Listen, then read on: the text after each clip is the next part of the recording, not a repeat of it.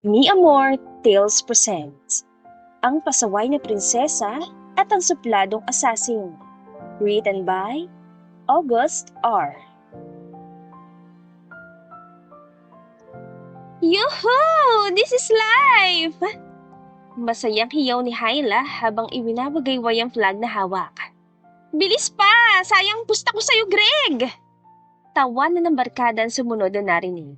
Ngunit ang kasunod ay hiyawan na, hindi sa saya kundi sa takot. What the? May mga pulis! Rinig ni Hyla na hiyaw ng mga nasa paligid. Nataranta siya. Hindi malaman kung saan tatakbo na makitang nagbabaan ang mga unipormadong pulis at pinagdadampot na makasali sa illegal racing. Tumalili si Hyla palayo. Akala niya ay makakahinga na siya ng maluwag na makasakay sa kanyang kulay berdeng BMW M4. Akmang paandarin na niya na mapahiyaw dahil may nakatayo sa unahan. She's... Kabadong anya. May pulis sa unahan ng sasakyan niya. Sumenyas ito na bumaba siya kaya mabilis siyang bumaba. Officer, I was just... Kumamot siya sa ulo. Hindi alam ang idadahilan. Hands up! Anito. At sa halip na matakot si Hyla ay para pa siyang baliw na nagpipigil ng ngiti. Para siyang kinikiliti sa lalaking-lalaki nitong boses. What's funny? Masungit at tanong nito. Umiling siya. Wala po, I just find you hot, officer. The handsome officer smirked. Really?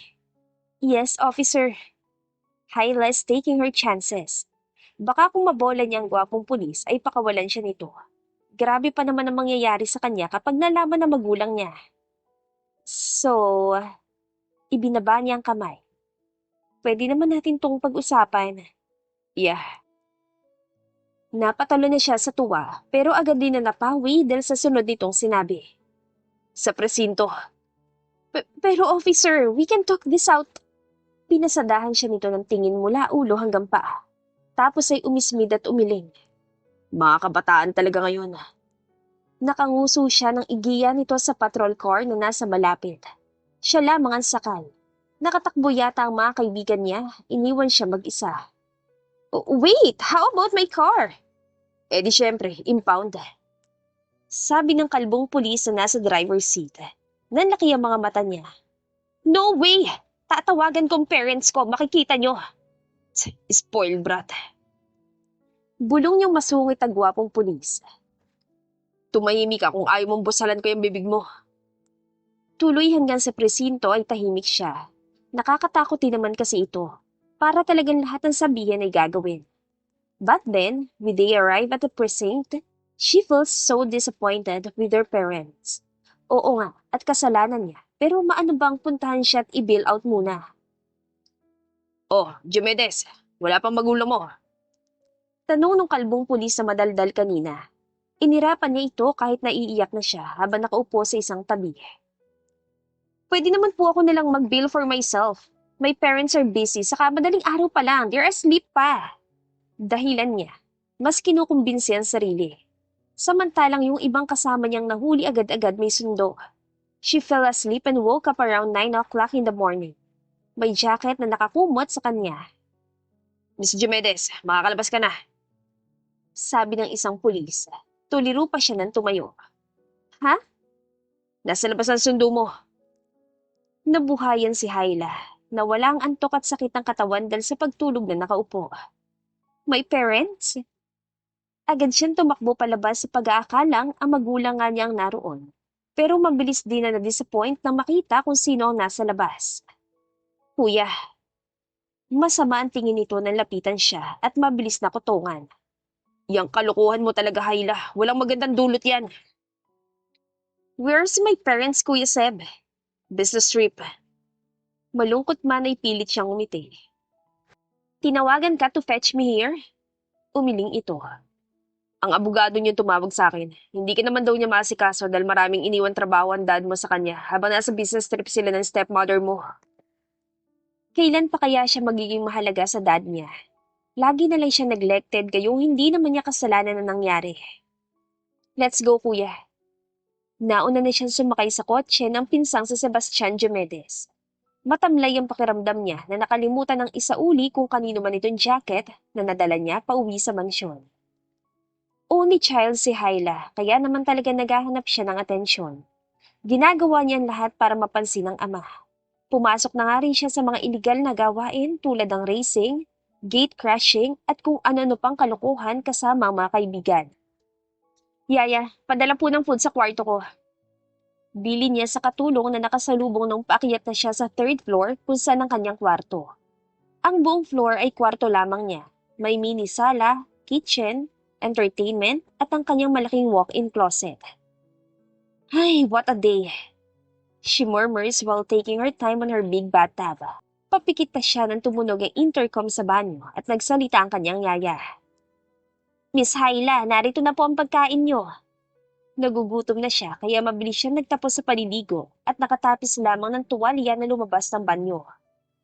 Thanks ya. Yun nga palang jacket na nakahanger sa closet, huwag pa kakailaman ah. Alin doon? Yun bang black jacket na may Buena Francisca sa likod? Tumango siya. O sige, kumain ka, tawagin mo raw ang dad mo pagkatapos. Anito bago lumabas ng kanyang silid. Napairap siya. Nagsimula siyang kumain kahit nakatapis lamang. Mag-isa lamang naman siya sa kanyang silid at walang makakakita. Minsan nga ay natutulog siyang walang saplot. Hindi naman siya nilalamig sa malakas na buga ng aircon dahil sanay na. Wala naman siyang gagawin kaya nahiga na lamang siya sa kama at nag-browse sa social media. Ano kayong pangalan ng hot na pulis na yun? Hindi ko man lang naitanong ang pangalan. Sa sumunod na araw ay nagpasya siyang dumalaw sa presinto, magpapapansin. Naisipan niyang isuot ang jacket. Comfy kasi dahil malaki. Tama lamang sa mga outfit niya lagi na sando at shorts, tapos ay rubber shoes. Oh, Miss Diomedes, may kailangan ka? Salubong sa kanya nung mamang pulis na kalbo, matamis niya itong initian. Mabuti at ikaw na abutan ko dito. Bakit ma'am? Nasa labas ito ng presinto at naninigarilyo. Siya naman ay sumandal sa kanyang Yamaha R3 na big bike. May tanong lang sana ako, officer. Pero parang hindi ito nakikinig. Nakatitig sa motor na sinasandalan niya. Hey! Yes ma'am. Anong pangalan mo? Tumayo ito ng tuwid sa harap ni Hyla at nagpakilala. PO1 Rene, balingit po. Oh? Mahina itong humagikhig. Bakit po? Type niyo ko? Nakangiwi siya napaira. Baliw. Yung kasama sa raid nung nakaraan. Anong pangalan? Nung nakaraan? Nagkamot ito ng baba na ani mo iniisip kung sinong tinutukoy niya. Marami ma'am. Alin ba doon? Yung matangkad, mestizo at gwapo masungit. Ako naman yung tinutukoy mo eh. Naiinis niya itong tinalikuran at ako man sasakay niya sa big bike nang humalakhak ito. Naku ma'am. Ano? Kaya naman pala galit na galit si bossing. Halakhak nito. Hanap ng jacket niya. Nasa iyo pala. Jacket? Tanong niya bago hawakan ng suot niyang itim na jacket. This one? Opo, kay Sargento Buena Francisca. Yung tinatanong mo po ang pangalan. Nakangising ani PO1 balingit. Halos magwala nung nakaraan eh. Jacket lang palang hinahanap. Nanginang ang mga mata ni Hyla. Kung sinuswerte ka nga naman. So, he's Sergeant Buena Francisca? Yes, ma'am. Dusk Buena Francisca. Lumawak ang ngiti sa mga labi niya. Magsasalita na sana na maunahan siya ng isang boses. Wala ka na talagang ginawang tama, balingit. Chismoso mo. Namutla ang kalbong pulis. Sir, Kuan, nagtanong lang si ma'am, ano? Si Sergeant Dusk Buena Francisca. Nakatayo sa tabi ng patrol car na bagong dating. Akala niya ay hindi naman ito ang sakay ng dumating kaya hindi pinansin. Mabilis niyang ipinaskil ang matamis ng ngiti. Hi, officer! Ngunit napawi lang nang hindi man lang siya nito tapunan ng tingin. Masama pa rin ang tingin nito sa kasamahang pulis. Ang kasama naman nito ay nagpipigil ng tawa, umiiling-iling. Bossing, nagtanong lang naman talaga si Miss Hyla. Hindi na malaman kung paano ito lulusot. Ayan pala. Di ba? Galit na galit ka at hinahanap mo jacket mo. Ayan, suot ni Miss Hyla Diomedes. Matalim ang tingin ni Des sa kanya. Bakit nasa iyo ang jacket ko? Napakamot siya sa ulo. Hindi ko alam. Nagising ako, nakakumot na to sa akin eh. Hindi ko na naibalik dahil nagmamadali ako umalis nang dumating ang sundo ko. Sana, iniwan mo sa upuan, no? Tapos ngayon, sinuot mo pa. Wala ka na yatang balak ibalik yan eh. Napanguso siya para pigilan ang ngiti. Kinikilig siya sa masusungit itong tingin at sa matatalim na salita. Baliw na yata siya. Eh ang mahalaga naman ay tinitignan siya at kinakausap ng kanyang crush kahit nagalit ito. E paano ko nga ibabalik kung hindi ko alam kung kanino? Ibabalik naman sana niya, eh kaso nalaman niyang dito pala ang jacket kaya parang huwag na lang. Paano hindi mo alam? Ang laki-laki ng apelyido ko dyan sa likod. Sikmat nito. Lumapit pa kaya napatras siya at napakagat sa labi. Nahuli pa niya mabilis itong sulyap sa labi niya bago tumalikod. Pakibalik. Sinundan niya ito papasok sa loob ng presinto. Para jacket lang. Akin na lang to. Hindi siya nito pinansin kaya sumunod siya kahit ang pumasok ito sa isang opisina. Ngunit napaatras siya ng sigaw ang bumungad sa kanilang dalawa. Aw! Sinamaan siya ng tingin ni Dusk. Anong ginagawa mo? Bawal ditong outsider, balo ka ba?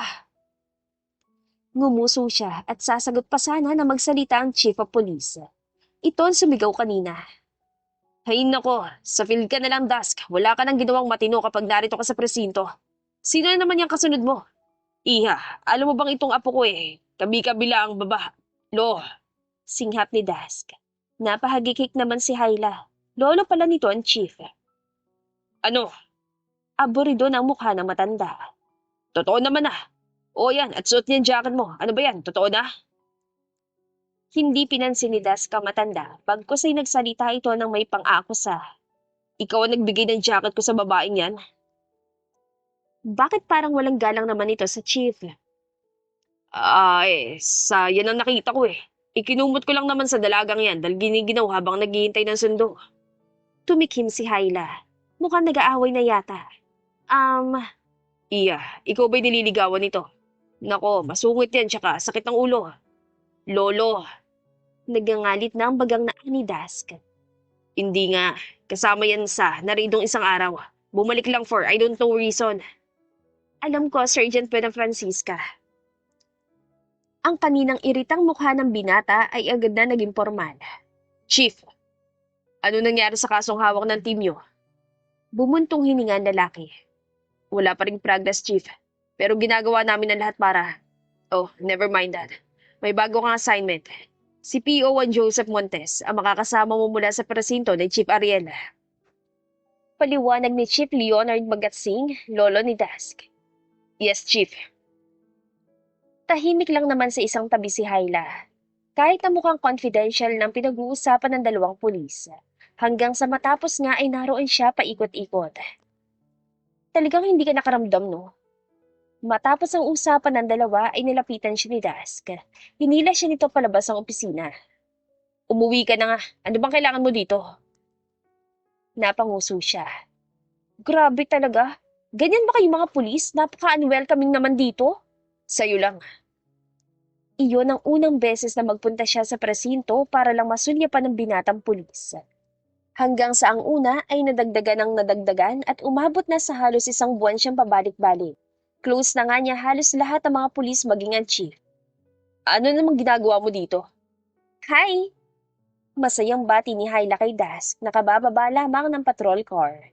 Galing ito sa pagroronda kasama si PO1 Rene. Bumibisita lang, housework. Ni hindi siya nito pinansin. Pumasok ito sa loob kaya sumunod siya. Uy, pansin mo naman ako. Bakit ba lagi ka nandito? Wala ka namang ginagawa. Naiinis na ang boses ni Annie ni Dusk. Nakakaabala ka sa mga nagtatrabaho. Eh? Nilingon niya ang mga pulis na nanonood sa eksena.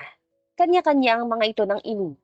Ibig sabihin ay hindi sumasang-ayon sa sinasabi ng lalaki.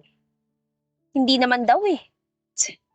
Ganoon na lang hanggang sa tumagal pero talagang hindi niya ito makausap man lang na maayos. Pero hindi siya sumuko. Ewan ba niya at sa dami naman ng pagkakaabalahan ay ang pagsunod-sunod pa sa lalaki. Wala rin naman pakialaman daddy niya kahit anong gawin niya. Basta nagpapadala na lang ito ng pera sa bank account niya. Girl, bakit ako? Hindi ako marunong magsugal. Bulong niya sa kaibigang babae na isinama siya sa isang iligal na sugalan. Akong bahala, at saka basta marunong ka kahit konti, ayos na. Swerte ka naman lagi sa mga ganito. Napahagikik siya. Tiyempo lang siguro. Basta, hindi tayo sasabit dito ah. Oo, akong bahala. Anito. Silang mga mayayaman na spoiled brat ay walang magawa sa buhay. Walang thrill kung lagi lang sila sa bar o di kaya naman ay sa mga gala. Malalakas ang loob dahil may mga kapit at mga anak din naman na mga kilala at prominenteng tao sa bansa, maging sa ibang bansa. Baliw, kinakabahan ako. Halakak lamang ang isinagot ng kaibigan. Oo nga't may thrill para kay Hyla. Pero ang pinasok niya ngayon ay hindi niya maiwasang kabahan. Bakit may mga ganun, Beck? Tanong niya sa abala ng kaibigan. May mga babae kasi na kinakaladkad papasok sa isang kwarto. Napapalunok na siya sa kaba. Hayaan mo yan, illegal nga, di ba? Tumikim siya saka saglitan nagpaalam na magbabanyo. Sa hallway ay maraming mga armadong kalalakihan. Dali-dali siyang pumasok sa isang cubicle at inilabas ang phone saka nag-text kay PO1 Rene. Tapos ay parang wala nang lumabas. Tagal mo? Natatalo tuloy ako. Ha? Magkano naman talo? Kunwaring tanong niya. Kinakabahan na talaga dahil sa pagdagdag ng pagdagdag ang mga babaeng hinihila sa kwarto na yon. Tapos may mga lalaki nga rin. 10 milyon na. Tumango si Hyla. O sige. Isang oras at halos bumaligtad ang buong building sa illegal na casino gambling dahil sa magpasukang mga pulis. Nire-raid ang buong lugar. Gahagik sala! I know what is happening! Natataranta na ring tanong ni Beck. Bakit may raid? Delikado tayo rito, girls. Sindikato to. Nakasiksik na sila sa tabi. Gaga, akala ko illegal lang. Bakit may sindikato na? Hanggang sa dalhin sa labas at isakay sa mga patrol cars sa mga nahuli. Nilapitan siya ni PO1 Balingit upang kamustahin ang kaso. Nakita yata nung isang pinuno ng sindikato. Dahil masama siya nitong tinapunan ng tingin at binantaan. May araw ka rin. Mag-iingat ka. That sent shiver down her spine. Natakot siya sa bantang yon pero binaliwala niya. Ano ba namang magagawa ng mga ito sa high-end village at tight security ng mansyon? Ngunit nagkamali siya. Lagi na siya nakakatanggap ng death threat. Miss Hyla, may delivery po para sa inyo. Kasalukuyan siya nasa pool at nagpapalipas ng oras na may iabot na box ng yaya niya. San galing? Na-check ba sa security to? Na-check naman daw po. She nodded. Okay, thank you. Umupo siya sa upuan na nasa tabi lamang ng pool. Pinunasan ng basang katawan bago dahan-dahang binuksan ang box. Ingat na ingat siya dahil ang ganda ng pagkakabalot. Ah! Malakas sa sigaw niya sa nahihintakutang boses na makita ang laman. What the heck is that? Takot na takot siya. Kung na-check naman ito sa guardhouse, bakit nakalusot ang ganoong threat at nakaabot sa kanya? It was a dead mouse and snake. Nakadikit pa sa mga katawan ng mga kawawang hayop ang mga dugo na pumahid na rin sa puting box. Miss Hyla, bakit po? Naiyak na siya sa sobrang takot. She's afraid of seeing death too. Sino naghatid na niyan? Kunot no ang maid ang tignan ng box, pero na makita ang laman ay umawang ang labi at mabilis yung kinuha tinago mula sa kanya. Paano nakalusot yan? Miss Hyla, hindi ko po alam. Iniabot lang po sa akin ito paglabas ko sa guardhouse. Tarantang paliwanag nito. Bakit may nagpapadala ng ganyan sa'yo? Itatawag ko po sa dad mo, miss. No! Nabiglang aniya. Hindi na. Huwag na. Ako nang bahala. Oo, siya sige po. Ako na po ang bahala dito. Nanginginig pa rin ang katawan niya na muling umupo sa gilid ng pool. Hindi siya nilalamig kaninang nakababad pero nanayo ang balahibo niya sa nakita. Hihik-bihik-be. Ano ba itong pinasok ko? The next day, muli siyang bumalik sa presinto. Dask, ano na naman bang ginagawa mo dito? Wala na namang emosyon na mukha nito. Malamig lang na nakatingin kay Hyla. Kung mangungulit ka na, officer! Humikbi siya. Bahagyang nalaki ang mga mata nito pero hindi nagsalita. Help me! Ano? Someone's threatening me. Please, itago mo ko. I'm natatakot na ako. Napahila mo si Das sa mukha. Na problema yata sa hinihingi niya. Anong pinagsasasabi mo? Mabuti na lamang ay walang lumalabas sa mga kasama nitong pulis sa parking lot ng presinto. Silang dalawa lamang. Nakaupo ito sa hood ng isang itim na Land Cruiser. May nagpapadala ng threat nga. Pumipiyok na tura ni Hyla. And natatakot na ako. Kahit sa condo ko or sa villa or kahit sa na property ng mga Diomedes ako magtago, nalalaman nila. Ano ba kasing ginawa mo this time? Kakagala mo kasi yan. Baka mga natalo mo yan sa mga ginagawa mo noon. Gigil na anito. Ano ngayon ang gagawin mo? I need help, Dask. Pwede mo ba akong tulungan? Wala na akong ibang malalapitan. Nasaan ang mga kaibigan mo? Hyla shook her head. Wala. Hindi niya maasahan sa ganito mga kaibigan. Madali lang kasama ang mga yon sa mga lakwatsa. Eh di sa dad mo, sa parents mo, tutulungan ka niya. Baka nga mag-hire pa sila ng sandamakmak na bodyguards para sa'yo, sa yaman niyo. Muli ay napahikbi siya, dahan-dahang umiling. Wala naman siyang pakialam sa akin eh. Paano mo naman sabi? Alam mo bang masarap sa pakiramdamang magkaroon ng magulang tapos ganyan ang tingin mo sa kanila? Hindi siya nagsalita. Sabihin mo sa kanila, mas matutulungan kanila. Pero matutulungan mo rin naman ako, di ba? Because you're a policeman. Hindi sa lahat ng oras, Miss Diomedes. Tumulo ang isang butil ng luha sa kaliwang mata ni Hyla. Dahan-dahan siyang tumango. All right, I got it. Ayaw mo akong tulungan. Sinong hamba naman ako? Yung makulit lang naman na nagpapapansin sa'yo. Sa iba na lang ako hihingi ng tulong. Damn, hindi ka ba hanapin sa inyo kung magtatago ka? May halong inis sa boses ni Dask. Mabilis siyang umiling, nakahinga na maluwag. The next thing she knew is that she's now in front of a small apartment. Nagbubukas sa si Das ng pinto. Pasok ka. Mabagal siyang humakbang papasok. Paano kaya siya makakatagal sa maliit na tuluyan na to? Hindi sa nanguhusga pero halos kasing laki lang to ng walk-in closet niya. Tumikim siya kaya napabaling ang binata na nasa kusina at naghahanda ng hapunan. Ano, hindi mo kayang tumira sa ganito? You are free to leave.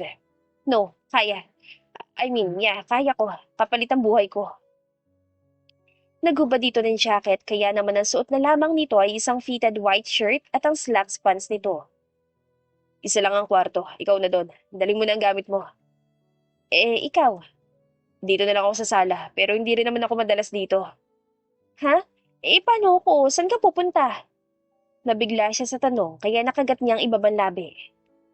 Nagbabantay ako minsan ng anak ko nung kaibigan ko, o kaya nandun kinananay. Ang trabaho, hindi ka pinapagalitan ng shift na lolo mo? Natatawa itong umiling. Pasok ka na doon, huwag na maraming tanong. Lilingon-lingon tuloy siya sa kusina habang papasok sa isang pinto na itinuro ni Dask. Nabigla siya sa pagtawa nito. Ngayon lang kasi niya narinig, malalim at nakakaakit. Oh, pagpasok sa kwarto ay halos maglupasay siya ng lumo. Ito na yon. Kasing laki lamang ng banyo niya. Tapos, dalawa lang ang unan. Kakain na. Napalingon siya nang marinig ang boses ng binata. Sumili pa ito. Anong itsura yan? Dalawa lang ang unan. Oh, bakit? Kailangan ba marami? Tanong nito, nagtataka. Bumagsak ang balikat niya. Hindi kasi ako sanay matulog na konti ang unan. Dapat nakapalibot sa akin. Baka kasi may multo na tumabi while I'm sleeping. Nalukot ang mukha nito. Ano ka, bata? Magtiis ka kung talaga mahalaga ang buhay mo. Buhayin mo yung electric fan, itutok mo na lang sa'yo. Buksan mo na lang din ang bintana para may hangin galing sa labas. Bumuntong hininga si Hyla. Bibili na lang siguro siya ng maraming unan. Okay. Bibili na lang ako sa mall ng Nagtatago ka, di ba? Paano kung makita ka't masundan di wala ring saysay ang pagtatago mo. Yamot na saan ng binata. Tara na sa kusina, kakain na. Maaga pa ako bukas. Tahimik siya habang kumakain. Si Das naman ay abala sa phone, may kausap na bata. Ako na maghuhugas ng plates. Ngumiwi ang binata. Marunong ka? Ba't parang duda ka? I know how kaya.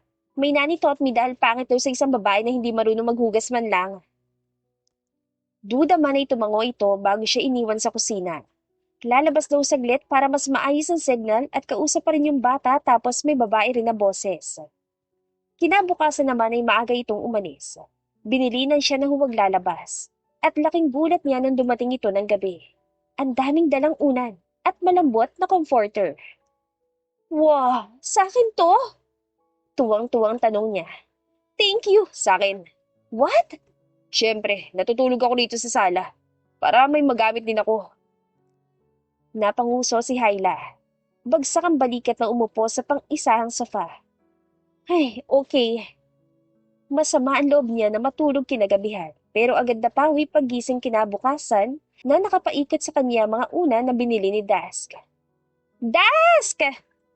Tili niya na makita ang lalaki sa sala. Nakasuot ng kompletong uniforme. Tingin sa mga pillows. Maligayang hiyaw niya. Tumango naman ito. Yeah. Nakakapanibago na hindi ito masungit ngayon. Magandang tulog mo, hindi ka masungit ngayon. Nangingiti siyang tumabi dito. Papasok ka na? Can you buy me pasalubong? Tumango ang binata. Ano bang gusto mo? Parang namiss ko kumain ng Japanese cuisine. Nakangusong Anya. Kahit pala black daiso kay watermelons. Oo, natatakam na ako, Dask. Kunutan noon nito. Ano? Wala na bang iba? Nag-isip siya. Never mind. Tama na yan. Anito bago tumayo at naglakad palabas. Lock the doors. Huwag kang magbubukas basta. May susi ako kaya hindi na ako kakatok. Malaki ang ngiti ni Hyla habang pinapanood itong tuluyan lumabas. Nakuha pa niyang kumaway ng sumulyap ito.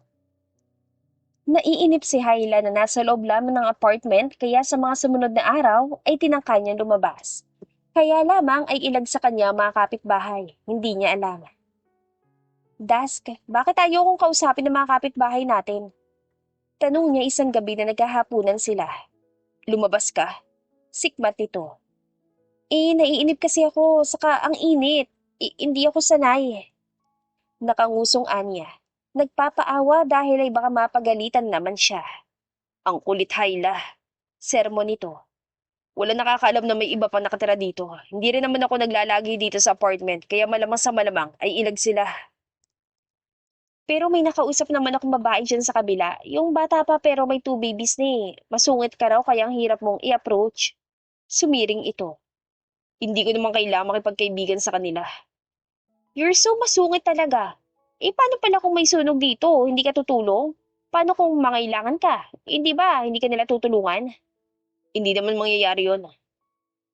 Itinagilid niya ang ulo at sinilip ang nakatungong mukha nito. Di mo sure? I'm sure. Tumango si Hyla.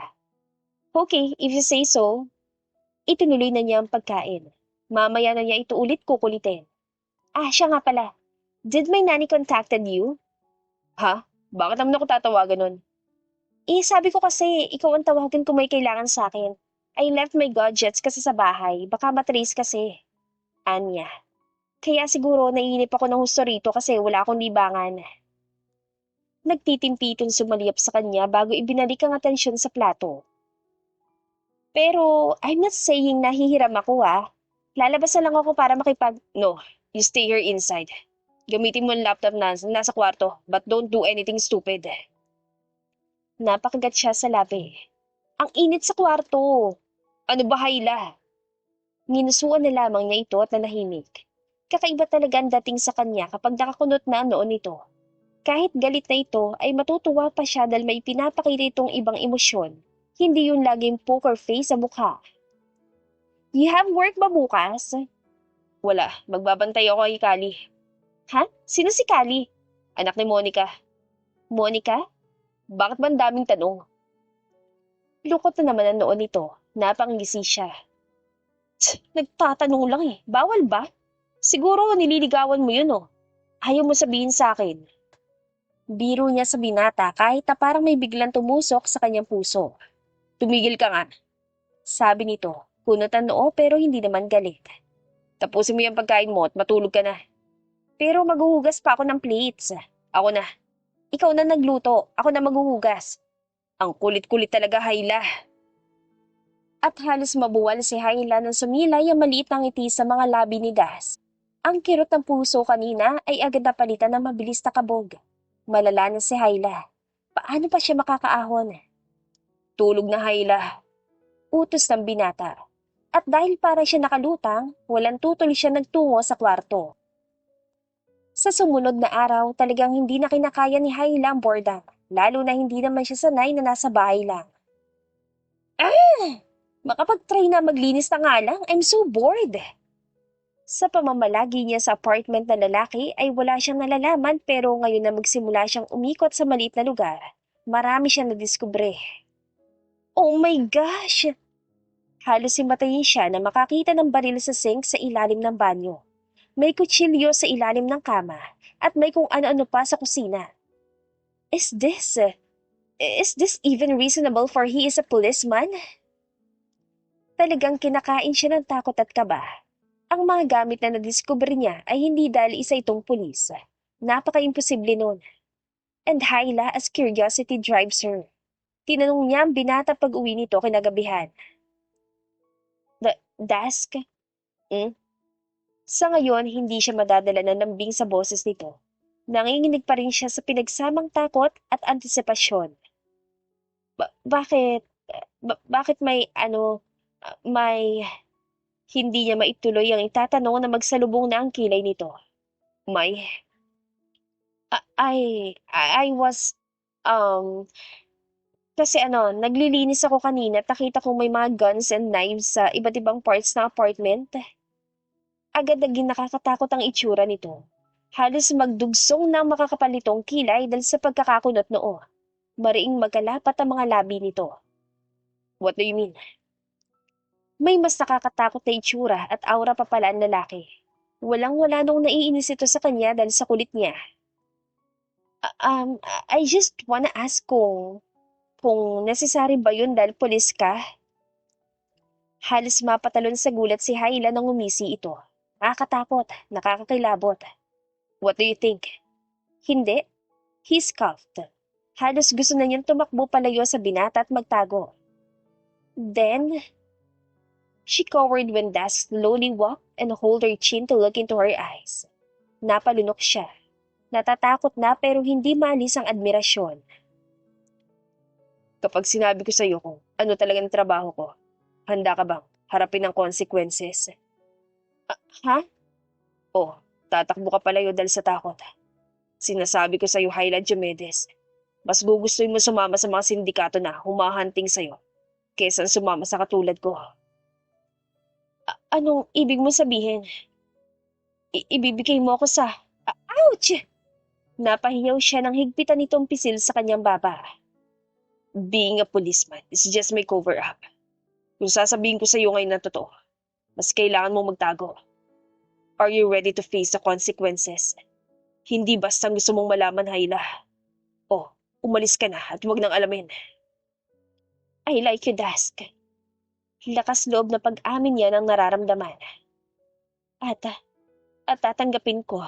Tatanggapin ko kahit ano pa yan. Some things flickered in his eyes but then glanced at the ceiling to hide it. Tumaas ang sulok ng labi ng binata. Talaga? Oo. Bahala na. Assassin. Pumapatay ako ng tao kapag inutos sa akin. Halos himatayin na siya tumakbo palayo na malaman na hindi pala pulis ang trabaho nito, kundi assassin. Ano? Kasali ako sa isang organisasyon at isa ako sa assassin doon. Naninimbang na wika nito. Parang pinapakiramdaman kung ano magiging reaksyon niya. Ng isang organization, he was known as the Vicious Assassin of VLCI Organization. Ngayong alam mo na, isa lang ang ibig sabihin nun. Ano? It's either umalis ka at mas galingan ng pagtatago dahil bawal ang nalaman mo. It's confidential. O, mananatili ka dito kasama. Kasama ko. And I was the one to get punished. Ha? Bakit mo sinabi sa akin kung mapaparusahan ka pala? Baliw ka ba? Mas nakibabaw na tuloy ang pag-alala niya para sa binata kaysa sa takot na madagdagan ng paghahunting sa kanya. Paano yan? Marahang natawa ang binata. Hindi ka tatakbo palayo. Umiling si Hyla. Napanguso dahil sa pagtawa nito. You really love dangerous adventures, no? Um, Nilaro niya ang mga daliri. Ginagawa ko lang naman yun para pansinin ni Dad, pero, muli siyang umiling. Never mind that. Hindi pa handang magkwento. Okay, pero hindi ka talaga aalis. You are free to leave, Miss Jimenez. Sanay na ako mag-isa. Hindi naman siguro kawala na umalis ka at mag-isa na naman ako. But you have parents and lolo, di ba? Nah, ampon lang ako. Though hindi ko naman ramdam. They're good to me. Pero hindi ako ganong umaasa dahil baka dumating ang panahon na, alam mo na, hindi na nila ako kailangan. The days passed by. Ironically, she was afraid of death, but here she is. Kasama sa isang bubong ang isang assassin na pumapatay.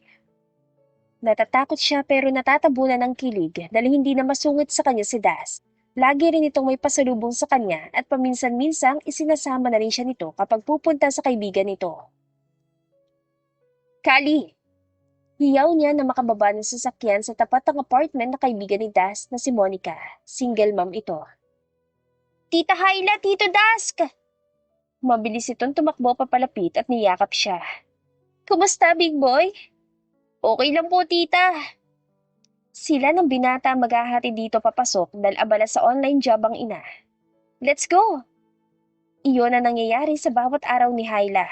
At sa bawat araw na lumilipas, lalo siya lumulubog. Lubog na nga sa pagmamahal kay Dask. San ka? Isang gabi tanong niya sa binata na magmadali itong tumayo sa kama at magbihis. Monica needs me. Ha? Bakit? Huwag na maraming tanong, Hyla. Matulog ka na ulit. Masakit. Nasasaktan siya. Nagsiselos siya. Pero may karapatan ba si Hyla? Wala namang kumpirmasyon mula sa binata na gusto rin siya. Oh, okay. Tumango ito. Babalik din ako agad. Mapait siyang umiti na makalabas ito ng silid. Hindi na siya umaasa na babalik din ito agad tulad ng sabi. Lagi na eh. Again and again. Na naman. Hindi na niya mapigilan magkomento. Lagi na yan ah. Wala ba siya ibang pwedeng hinga ng tulong? Ba't laging ikaw? Nandun naman si Kuya Seba. Ano ba niyan Sebastian na yun? Wala naman di ba? Siyempre sa akin hihingi ng tulong dahil kaibigan ako. Hindi naman niya kaano-ano ang doktor na yun. Ba't doon siya lalapit? Pero, stop talking some nonsense, Hyla. Wala ka na sa katuturan. Mahinang anito, ngunit mariin at masakit pakinggan. Huwag kang makialam sa buhay ko ah. Sino ka ba? Matuto kang lumugar. That hits different. Mabilis na namuo ang luha sa kanyang mga mata at agad na tumulo habang nakatingin sa binatang ni hindi man lang kumurap na makita ang pag-iyak niya. Stop crying. Singhal nito. Hindi ako madadala niyang iyak-iyak mo. Hanggang sa umalis ito ay umiiyak si Hyla. Ang sakit naman. Akala niya ay ayos na sila. Mabait na kasi ito at malambing na sa kanya pero ngayon na kinukompronta niya tungkol sa kaibigan nito, biglang nagalit. At hindi siya papayag na ganoon. Binuksan niya ang laptop nito at nag-order ng kung ano-ano sa online. Inalagay niya ang kompletong address ng apartment pati na rin ang bank account ni Dask. Ibinigay kasi nito sa kanya nung nakaraan. Serve you right. Naka-ismid na Anya habang nagpa-process. Pagdating nito galing sa bahay ng kaibigan ay masama na ang timpla nito. Siya naman ay nakataas ang paa sa maliit na mesita sa sala. What did you do this time, Hyla? Singhal nito. Kabilin-bilinan ko na huwag mong ibibigay ang address itong apartment. Bobo ka ba? Hindi ka marunong umintindi. Nanlaki ang mga mata niya. Ano sabi mo? Sumiklab ang galit sa kanyang dibdib. Ni minsan hindi ako sinabihan ng bobo na magulang ko, Dask. Tapos ikaw, ang dali lang sa'yo ha? The audacity? Babayaran ko ang gastos. Barya lang yan sa akin. Sa'yo, bakit? May pera ka ba? You spoiled brat. Wala nang matinong nangyari sa buhay ko simula nang dumating ka. How dare you? Nanlilisik ang mga matang sinugod niya ito pero agad din siyang nahinto na mabilis itong bumunot ng baril at itutok sa kanya. Doon na siya napaiyak. Tulala. Iyo, kaya mo akong barilin? Nailing siya. Bakit pa nga ba siya magtataka? He can kill a person without blinking. Para naman itong natauhan. Hayla, sorry. Mabilis itong itinago ang baril at lumapit pero siya naman ang humakbang palayo. Sorry, hindi ko sinasadya, Hayla. Sorry, nadala lang ako. Humagulhol ng iyak si Hayla. Durog na durog ang puso niya. Nagsaselos lang naman ako, Dask. Hindi mo ba ramdam? May hinanakit sa tinig na aniya. Mahal kita eh. Kaya siguro naman may karapatan ako magselos. Hindi ko na ako sinasabi pero napuno ako kaya ako nagawa yun. Hindi ko naman intensyon na ipahamak ako niya ng inaalala mo. I was just hurt. Paulit-ulit na humingi ng tawad si Das sa dalaga pero umiling lamang ito. Nang magpa siya itong umalis sa apartment at bumalik sa marangyang buhay, maluwag siyang pumayag. Go on, baby. Live. Bulong niya habang pinagmamasdan si Hyla na umiiyak sa tapat ng apartment habang hinihintay ang sundo nito. Liv, hindi tayo para sa isa't isa. Natakot din si Dask para sa buhay ng babaeng mahal niya. It was like she fell first, but he fell harder.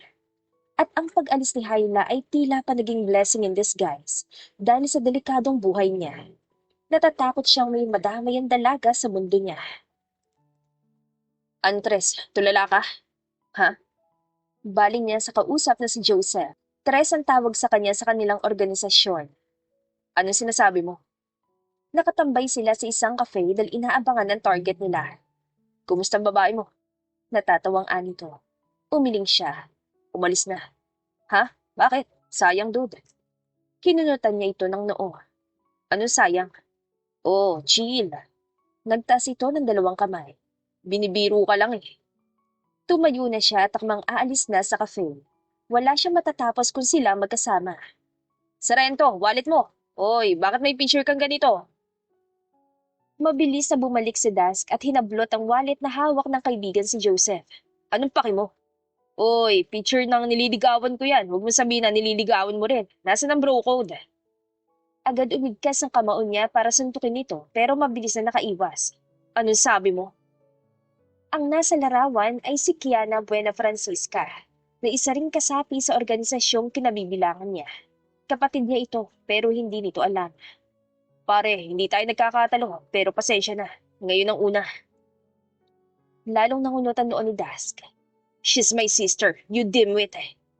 Kumamot ito sa ulo. Tumulala bago tila biglang may naalala. Ikaw yung hinahanap niya na kapatid. Tumahimik ka, hindi niya pwedeng malaman. Mukhang nakuha naman ito kung bakit. Hindi pwede dahil sa uri ng trabaho niya. Ngunit nalaman din naman ng kapatid niya ang lahat ng i-rescue niya ito at si Joseph. Iyon ang delikadong buhay na sinasabi niya. Hindi niya alam ang susunod na mangyayari. Tres, you have a mission. Pagpasok niya sa opisina ni Kiana Buena Francisca ay iyon ang isinalubong sa kanya. Ano yan? Tamad na tanong niya. Kung wala namang kwenta, sa iba mo ibigay. Galing sa leader ng VLCI. Anito sa tono na hindi siya makakatanggi. There are 3 exclusive assassins in their organization at isa siya doon. Rescuing someone. Mariin siya napapikit. Bakit ako? Tumatanggi ka, Tres? Ikaw ang magsabi kay Attorney Banderas. Inirapan niya ito. Para namang kaya niya. Ano ba yan? Iniabot nito ang dokumento na babasahin niya kung saan naroon ang detalye. Nalaki ang mga mata ni Dasp na mabasa yon. Awang ang labi niya habang naiiling. Ang tadhana ay talagang mapaglaro. Totoo ba to? Inirapan siya ng kapatid. Mukha bang nagbibiro si attorney ng ganyan? Bakit ba? Napalunok siya. Napahilamos at binalikan ng detalye. Hyla was, again, involved in an illegal activity and was held captive by the syndicate. Bakit makikialamang? Ang dami mong tanong. Kailangan mong gawin yan sa lalong madaling panahon. Kiana. Nagbayad ang magulang niya ng malaking halaga para iligtas ang spoiled brat nilang anak. Bahagya siya naiiling. Hyla Diomedes sa Snow Mother. Dad niya na lamang. Oh, kilala mo? Patay mali siyang anito. Inilingan na lamang niya ito dahil panigurado naman na alam nito ang tungkol sa kanila ni Hyla. I need to go. Nagmamadali siyang umalis. At kahit na walang bayad-bayad ay gagawin niyang iligtas si Hyla dahil hindi siya papayag na mapahamak ito. Sa isang magarang resort, dinala si Hyla na nakalabang sindikato. Marami ang bantay. Dahan-dahan siyang kumilos sa dilim. Wearing his all-black ninja outfit and his favorite knives, he didn't hesitate to end anyone's way. Mabilis siya nakapasok. Lahat ang nagtangkang humarang sa kanya ay hinarap ang katapusan ng mga ito. Hyla, where are you? Bulong niya sa sarili na nakakailang pinto na ay wala pa ring nakikita. Nakarating siya sa basement at saglit siyang napatda sa naabutang sitwasyon. Love. Meanwhile, Hyla was crying but with no sounds. Tumutulo lamang ang malalaking butil ng luha mula sa kanyang mga mata. Hyla. Ramdam niya ang paglapit ng isang tao. Out of instinct na itinaas niya ang baril at itinutok dito. Huwag ka nalapit. Huwag. Nakapatay siya. Pinatay niya ang mga taong nakahandusay sa harapan niya and it triggered her trauma of death. Shh, Hyla. Hey, it's me. Akma na naman lalapit ang lalaki na pamilyar ang boses pero talagang hindi niya ibinaba ang baril. Hey, put down your gun. Ako to. Hey. No, hindi mo magagawa ang balak mo. Muli ay sambit niya. Pumipiyok na. Huwag ka lalapit, sabi! Pero hindi ito nakinig. Pilit itong lumapit kaya dahil sa takot ay kinalabit niya ang gatilyo at tumama yun sa balikat nito. Tumaing ang lalaki. Huwag ka sabing lumapit! Muli niyang kinalabit ang gatilyo at sa braso naman ito tumama. Sorry, but please. Nagtagumpay itong makalapit at mabilis siyang kinabig sa isang mahigpit na yakap. Doon lamang tila natauhan si Hyla. Malakas siyang kumabulhol sa dugo ang dibdib ni Dask. Dask! Shh! Iaalis kita dito. Come on, give me the gun. Dask! Sinisinok na tawag ni Hyla sa pangalan ng binata na may tama man ang bala ay nagawa siyang buhatin. They tried to touch me. Ramdam niya ang pag-igting ng panga nito dahil nakasubsob siya sa leg nito. Gaganti tayo, Hyla. Umiling siya. No, I wanna go home. Uwi na tayo, please. Okay, Tana. Samantala ay maingat ang bawat hakbang at kilos ni Dask palabas habang kargang humihikbi pa rin na dalaga. Gustuhin man niyang palakarin na lamang ito ay ramdam niya ang panghihina nito. Dask. Yes, love. Napapangiwi siya dahil nagdurugo ang sugat niya at naiipit dahil karga niya ang dalaga. Malapit na tayo. Makakalabas na sana sila sa extraction point nang may magpaulan sa kanila ng bala, kasunod ang sunod-sunod na yabag at mura. Hi, baby, go! Itinago niya ito sa isang pool na walang tubig. Madilim naman kaya hindi agad sila makikita. Don't leave me! Hinawakan niya ang palad nito habang nakikiramdam. Hindi. Rinig na rinig nila ang papalapit na yabag. Mariing napapikit si Dask. Kung nag-iisa siya, kanina pa siya nakatakas o di kaya ibulagta na ang mga papalapit na kalaban. Dahil naunahan na niya, pero kailangan niyang isipin ang kaligtasan ni Hyla. Baby, can you run? Ha? Isa lang ang maaari niyang gawin sa ganong gipit na pangyayari. Tumakbo ka papunta sa extraction point, Hyla. May sasakyan na naghihintay doon. Paano ka? I'll cover you. Mabuti na lang ay malakas ang dalaga. Kahit na natotroma sa nangyari, ay nagagawa pa rin ito mag-isip. Go! Sa hudyat ay sabay silang tumayo ni Hyla. Ito ay patakbo palayo habang siya ay para bumari. Masyadong marami ang kalaban. Ngayon lamang siya nadehado. Dask! Agad ang paglingon niya na marinig ang sigaw ni Hyla. Nahuli ito at ginagawang hostage. Bitawan mo siya! Pero hindi siya pinansin na lalaking may hawak sa dalaga. Sinanyasan nito ang mga kasamang sindikato na hulihin siya. Hindi siya nanlaban dahil nakatutok ang baril sa sentido ni Hyla. Malakas na tawanan ang pumaibabaw at ang daing niya ng suntukin at paluin ng kanyang likod. No! Stop! Mariin siya napapikit dahil sa nasasaktang hiyaw ni Hyla. Ngayon lang niya naramdaman ang pakiramdam na kaawa-awa. Walang magawang aksyon. Magpaalam na kayo sa isa't isa! Malademonyong sabi ng leader ng sindikato. Nakatutok ang sandata nito kay Hyla habang ang mga tauhan nito ay nakatutok sa likuran niya. Hindi siya pumikit. Pinanood niya ang dahan-dahang pagkalabit sa gatilyo. But then, A loud explosion was heard in the middle of the night. Ano yun? Nabitawan ng lalaki si Hyla kaya hirap man ay mabilis niya itong nilapitan. Nagkagulo na sa paligid, lalo na't niratrat na ng isang mukhang military aircraft ang paligid. Pero alam niyang hindi sa militar yun, lalo na't may tatak na mga letrang Alpha sa gilid. Hyla, hey, hindi ito kumibo. Tulala lamang sa mga bangkay. Baby, come on, tignan mo ko. Ligtas na tayo, Hyla. Come on, bakit ka ganyan? Napapikit siya nang lumakas ang hangin dahil sa pagbaba ng sasakyang panghipapawid. Bumaba mula sa pilot side si Attorney Aravelia Caide Banderas, ang pinuno ng VLCI organization. Attorney, naka-ismid ito. Suot ang natural nitong kasuotan. A pink corporate coordinate suit paired with 5-inch stiletto heels. Kaya Patres, parang kinakalawang ka na. Mukhang kailangan na ulit kitang sanayin. Itong ginagawa ng pag-ibig sa isang tao. Mahinang aniya. Nanghihina na rin dahil sa marami ng dugo na wala sa kanya. Yakapan niya na mahigpit si Hyla na tulala na. Need help, attorney? Isinakay sila ng babae sa chopper nito at dinala sa compound kung nasa ng HQ. Naghihintay na roon ng mga doktor at ilang agent para sa investigasyon. Tres, ayos ka lang? Nag-aalalang tanong ni Kiana habang ginagamot siya. Oo, mabilis sa sagot niya. Si Hyla. Okay naman siya, kaya lang, may trauma. Bigla ding inaatake ng anxiety. She went ballistic earlier. Lalo nung dumating ang daddy niya kasama ang stepmother niya. Nangunot ang noon ni Dask. Inayos ang pagkakaupo sa hospital bed. Wala si Hyla sa compound. Wala. Iling nito. Bawal magtagal dito, nakalimutan mo na. Napapangiwi siya dahil sa mga sugat. Tinamaan ka ng bala? Ano yan, nangangalawang na? Dati naman kahit sumugod ka sa umuulang bala, hindi ka tinatamaan. Oh, sino may gawa niyan? Mabilis talaga ang pick up ng kapatid niya.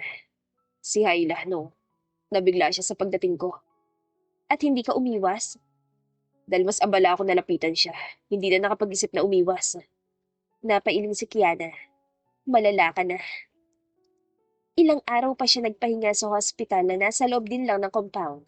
Gusto na sana niyang umalis matapos gamutin ang sugat niya pero naturukan agad siya ng kapatid ang pampatulog. Tawang-tawa pa nga ang boyfriend nitong si Joseph. Tatawagan mo ko lagi. Tatamaan ka sa akin. Bili ni Kiana sa kanya. Atat na makita si Hyla. Baka kasi mapano siya. Galit pa naman yun sa dad niya sa hindi ko malaman dahilan. Oo na nga. Iwinagayway ng babae ang kamay, dismissing him. Yung bilin ko, o hindi sasabihin ko sa parents natin. Napakamot na lamang siya sa ulo. Oo na nga, nagger mo naman. Crybaby ka noon ah. Panunodyo pa ni Kiana kay Dask. Tapos ngayon, sungit-sungit na. Mariin siyang pumikit at bumuntong hininga. Hindi na niya ito pinansin at umalis na lamang. Hyla Diomedes was traumatized. Kinailangan magpa-therapy at habang nagpapagaling ang dalaga ay hindi umalis sa tabi nito si Dask. Hyla, hi. Bati niya sa dalaga na tulalang nakaupo sa kama.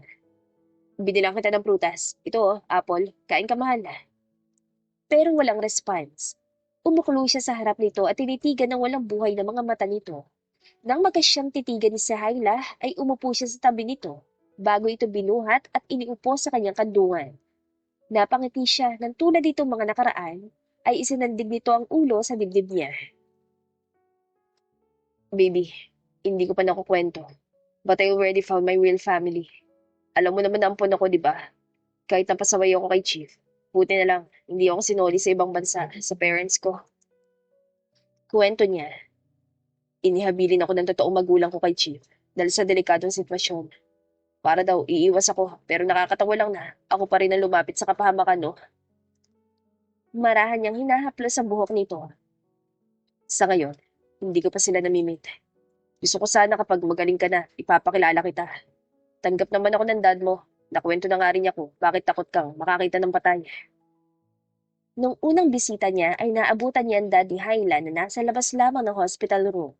Nagwawala raw kasi ang dalaga kapag nakikita ito. Her mother died in front of her. Simpleng paliwanag ng ama ni Hyla. At galit siya sa akin dahil akala niya siya ang sinisisi ko sa pagkamatay ng mommy niya. Lalong nagalito, magkaroon ulit ako ng asawa at akala hindi na siya kailangan.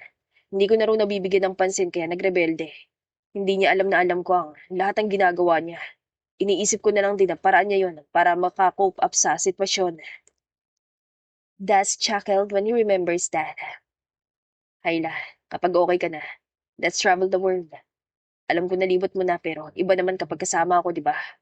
Actually, nakapunta na rin naman ako sa ibang lugar pero hindi ko na-appreciate. Alam mo na, patuloy siya sa pagkausap sa dalaga hanggang sa dumating na ang doktor at nurse nito. Ibinaba niya ito sa kama at lumabas mula sa silid. Naglakad siya sa hallway habang nag-iisip, naiiling sa sarili. You really fell harder, ha? Bulong niya sa sarili. Mabilis na lumipas pa mahigit 2 buwan. May respond naman na kay Hyla pero hindi lagi. Pero ang naging madalas dito ay ang pag-iyak. Tulad ngayon, naabutan niya sa silid ang mga nurse na nagkakagulo dahil nagwawala ang dalaga. Mabilis siyang lumapit. Hey, Hyla, baby! Hinawakan niya ito sa balikat pero mabilis itong iwinaksi ang kamay niya. Wag mo ko hawakan! No! Ayaw niya nakikitang umiiyak ito at nahihirapan, kaya pilit niya itong niyakap kahit na nagpupumiglas. I love you. Malambing na aniya bago ito hinagkan sa tuktok ng ulo at sa noo. Tahan na, Hayla, nandito na ako. Sa wakas ay tumigil na ito sa malakas sa pag-iyak, humihikbi na lamang. Dask! Nanlaki ang mga mata niya, pati ang mga nurse ay nagulat dahil nagrespanda ito. Ang kapapasok lamang sa silid na si Sebastian Jimenez ay nagulat din pero wala siyang pinansin sa mga ito. Do you need anything? Umiling ito. Hug me. I'm scared. Nakakabawas sa pagkalalaki pero hindi niya napigilan ng isang butil ng luha na tumulo mula sa kaliwa niyang mata. Gladly, baby. Masinigpitan niya ang yakap dito. Iyayakapin lang kita. Sunod-sunod itong tumango. Naglabasan na mga nurse. Si Sebastian naman ay sumenyas na nasa labas sina Monica at Caleb. Hayla, Kali is here. Gusto mo ba siya makita? She nuzzled her nose to his neck. Kali? Yeah, si Caleb. Remember him? Binibisita ka. Kasama niya si Monica at ang pinsan mo.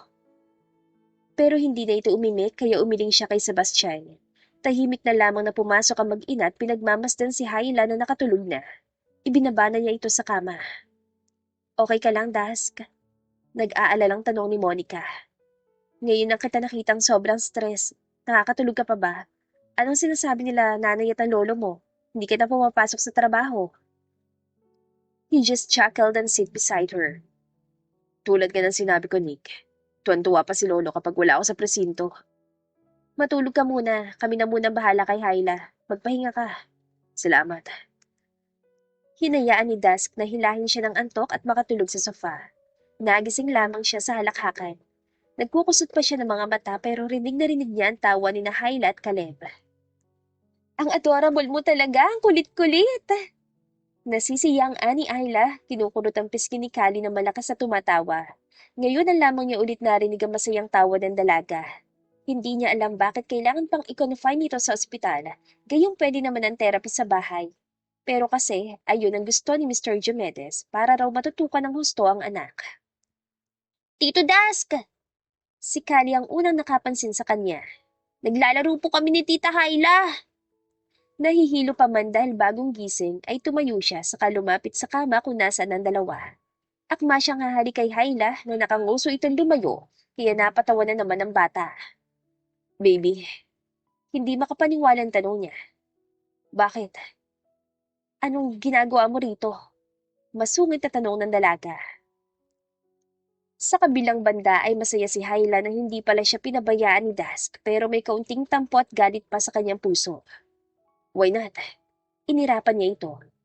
Why not? Di ba hindi tayo okay? Ba't andito ka? Hinawakan siya nito sa kaliwang palad. Anong hindi? Okay kaya tayo? Ngumuso siya.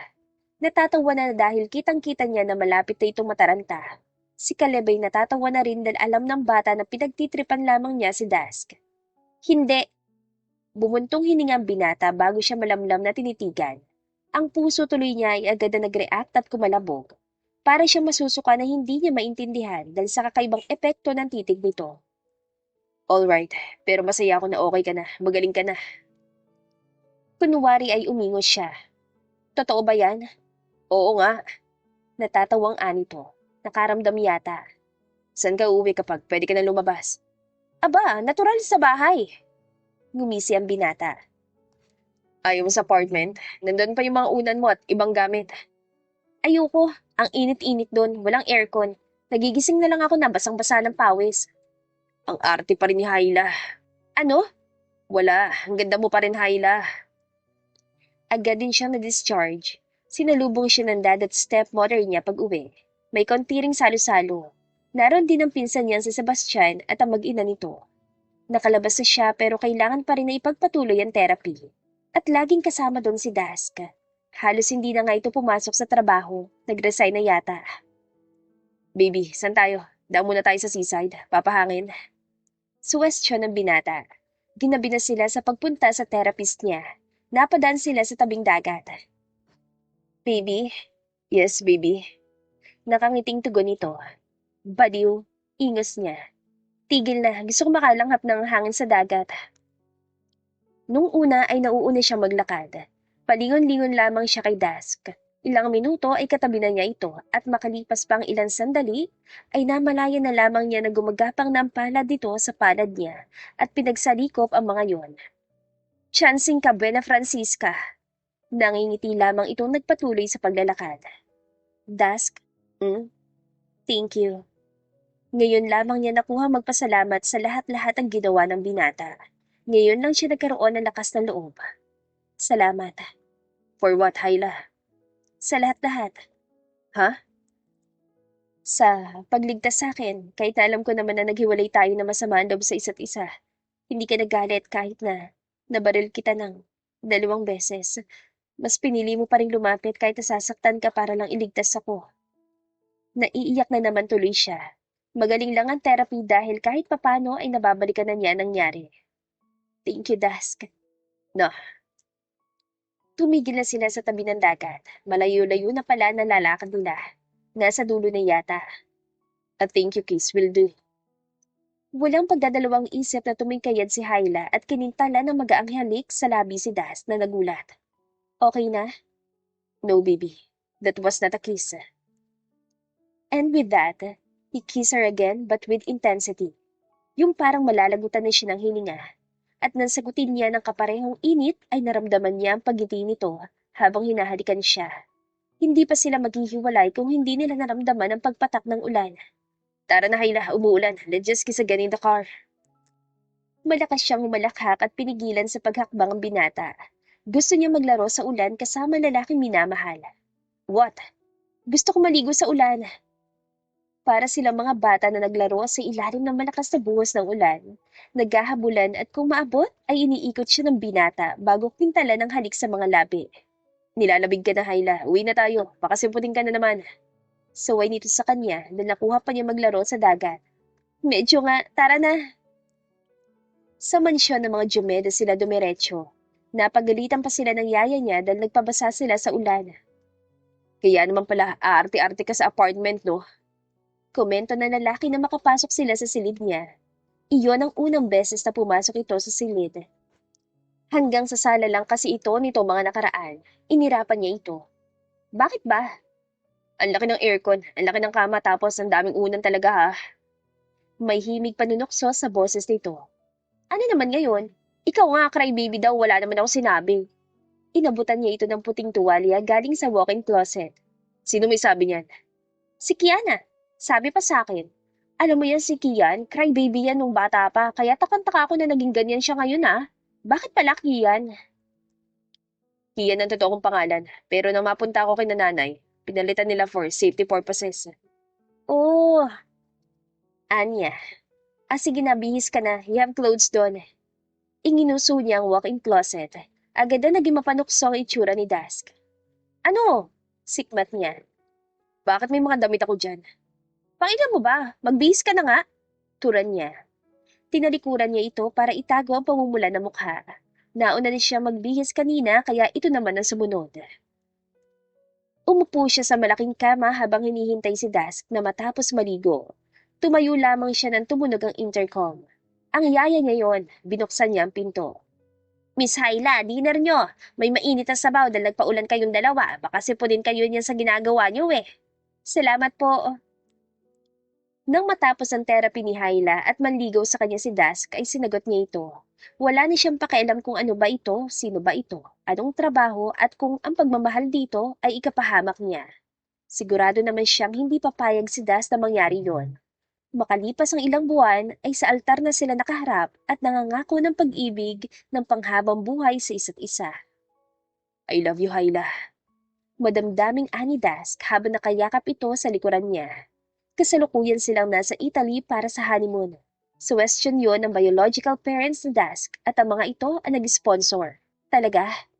Ano bang klaseng tanong yan? Of course, totoo yun. Sige. Ano sige?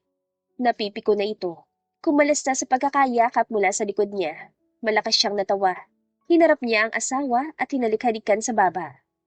Mahal din kita, wag na magtampo. Crybaby na yan. I'm not a crybaby. Mas lalo lumakas ang tawa niya. Oh, bakit nagagalit ka? Hindi ako galit. Bakit ka sumisigaw? Papaliwanag lang. Bahala ka nga dyan. Tinalikuran niya na ito at pumasok sa loob ng villa. Anak nang, hindi makapaniwalang anito. Hayla, aba, ako na naman ang nabaliktad ah. Sa mga sumunod pang linggo ay trip na trip talaga niyang asarin ng asawa at pagkatapos ay aliw na aliw itong panonoorin na kunot ang noo. Nasa Maldives naman sila para sa pangalawang buwan ng kanilang honeymoon. They can't get enough of each other. At tulad ang nais ng asawa niya, ay lilibutin nila ang buong mundo na magkasama. Ano ba't ang lakas mong mga sarha, Hayla? Tapos, galit pag ginantihan? Reklamo ni Das. Ang moody mo. Nginitian na lamang niya ito. Kumakain sila ng agahan at balak na maglakad-lakad mamaya. Pikon na pikon sa kanya ang asawa niya kaya tuwan-tuwa siya. Pero kapag ito naman ang gumante, ay halos umiyak naman siya sa inis. At talagang ang bilis din niya magselos. Kaunting bagay ay inaaway niya ito. Sino yung kausap mo nakabikini sa labas? Masama ang tingin na tanong niya sa asawa pagpasok nito sa silid. Nagpaalam kasi na magpapahangin lang sandali pero nang silipin niya ay may katawanan na. Ano na naman bahay la? Banas na anito. May kausap kang babae, sino yon?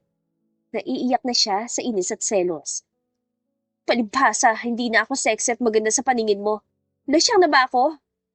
Napapahilamos na lamang sa mukha si Dusk, frustrated, pero wala siyang pakialam. Hayla, okay ka lang. At bakit? Singhal niya dito. Bakit kung hindi ako okay, papalitan mo na ako? Alin, yung babaeng kausap mo kanina? Napapabuntong hininga na lamang ang kanyang asawa bago siya nilapitan at niyakap. Ano ba yung kabaliwan na pumapasok sa utak mo, baby? Walang palitan na magaganap. Bakit pa kita pinakasalan kung papalitan ko rin naman? Malambing na anito saka siya hinalik-halikan sa buong mukha. Mabilis naman na natunaw ang kanyang galit. Hanggang sa makauwi sila ng Pilipinas.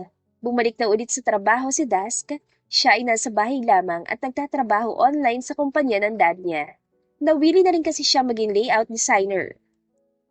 Isang umaga, pagmulat pa lamang niya ng mga mata, ay agad na siyang tumakbo papasok sa banyo at nagsuka. Hayla, ano nangyari? Sumunod pala ang asawa niya.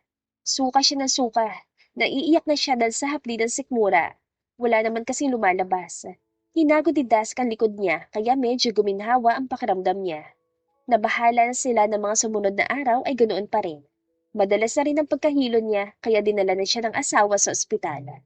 Laking tuwa nilang dalawa nang kanilang malaman na buntis na siya. Dusk, buntis na ako. Tili niya sa sobrang katuwaan na parang hindi nito narinig ang balita mula sa doktor. Magkakababy na tayo!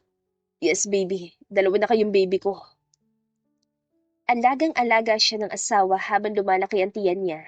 Lahat ng uwat at hingin niya ay agad itong ibinibigay o di kaya ay gagawa ng paraan. Naiinis lamang siya sa kanyang sarili dahil hindi niya mapigilan na awayin ito minsan. Bakit amoy matamis na pabango ka, Dusk? Agad na usisa ni Hyla sa asawa na dumating ito kinagabihan. Sa mga katrabaho kong babae siguro, madalas kasi sila nagre-retouch. Yung totoo. Pagod ito pero inaaway pa niya. Ano bang totoo? Sinabi ko na, di ba?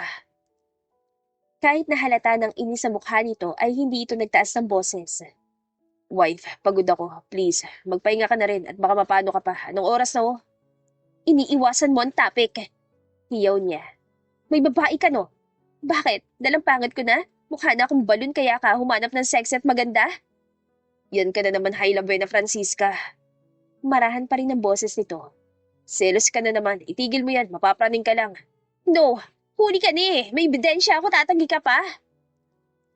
Sa kabilang banda ay mariing ipinikit ni Dask ang mga mata at hinilot ang sentido.